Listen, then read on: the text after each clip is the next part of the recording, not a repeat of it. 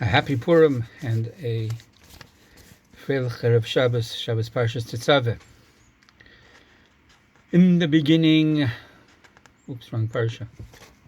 In the beginning it was dark, and when the initial light was created, before there was an operative sun and a moon, it was a special light. It was a light that enabled one to see the godliness in everything, to see past the containers and vessels and bodies of life, to see purpose in God's will from one end of the universe to the other. We, Adam and Chava, were placed in the Garden of Eden to serve and protect Hashem's handiwork. Our sages tell us that we were given uniforms, garments of light, Aleph, Vav, Resh, garments that didn't call attention to a preening self, but rather to function and essence. And then we lost our focus. We began to think for and of ourselves, foodstuff, albeit forbidden, like some sort of illicit drug was proffered that would help us to see the light. We were already seeing by means of the light, but we were about to lose focus of that goal and meaning and purpose and replace it with a be here now, subjective kind of experience, spiritual high, like, wow, man, that's a mighty fine trip, far out. And as we attained self-conscious awareness, the vestments of or, of light, Aleph, Vav, Resh, became replaced by garments of Ayin, Vav, Resh, of a leather, snakeskin, apparently after the initial fig leaf.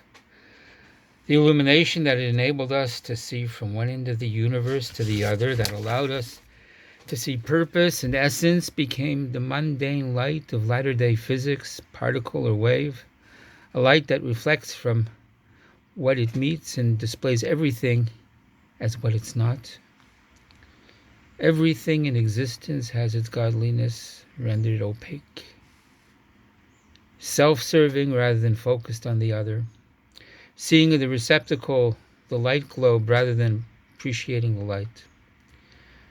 If Aleph, the first letter of the Hebrew Aleph Beit, represents or, Aleph Vav Resh, or perhaps Alufo Shel Olam, master of the world, God, then Beit and Gimel and Dalid represent the receptacle of that or, Begid, word for clothes. It's also the word for trickery, because those clothes contain one truth and very often broadcast another. Some 80 verses of our Torah portion this week are dedicated to discussing the priestly clothes. Why? Because for the first time in 2,448 years, clothing was being worn to remind one of God. The Kohanim were not allowed to wear their ritual garments while doing self-centered, non-temple kind of things, and similarly were not allowed to serve in the temple without the necessary vestments. There's discussion in the Talmud, Gemara Nedarim, as to whether the Kohanim were messengers of the people to God to do his service, or God's messengers to deliver the blessings of God to the people. Whichever. The bottom line is that when wearing these special clothes, engaged in divine service, the Kohanim were not about themselves, they were about the other. What's the take-home message? Our thought, our speech, and our action are often referred to as garments of the soul. What do they cover? And what do they convey? Are they there for me? Or are they there to allow me to get out of the way, so as to concentrate on you?